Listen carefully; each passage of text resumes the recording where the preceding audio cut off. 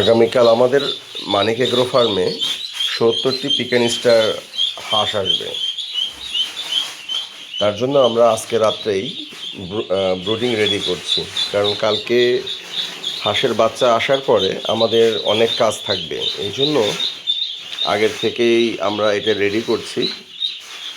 আমাদের পরিবারের ছেলে পেলে যারা আছে, ভাগ্নেরা ছেলে যারা আছে, আমরা নিজেরাই কাজগুলো করে থাকি।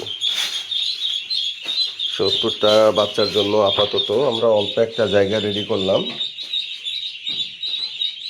25 স্কোয়ার ফিটের মতো জায়গা দেখতে পাচ্ছেন। এর উপরে আমরা পেপার দিয়ে রাখবো এবং বাচ্চাগুলো যেন সাইড দিয়ে বের হয়ে না যায় সেটার জন্য একটা প্রোটেকশন দিয়ে রাখবো।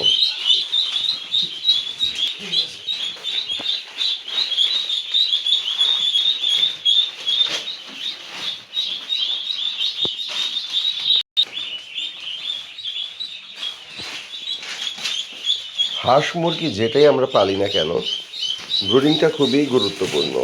ব্রুডিংয়ের সময় তাপমাত্রা নিয়ন্ত্রণ করা, তাদের যে ওষুধগুলো দিতে হয় সেই ওষুধগুলো ঠিকভাবে মেনটেন করা গেলে হাঁস মুরগির বাচ্চাগুলোর ভবিষ্যৎগুলো অনেক ভালো হয়। বিশেষ করে তাদের স্বাস্থ্য, রোগ প্রতিরোধ ক্ষমতা বৃদ্ধি পায়।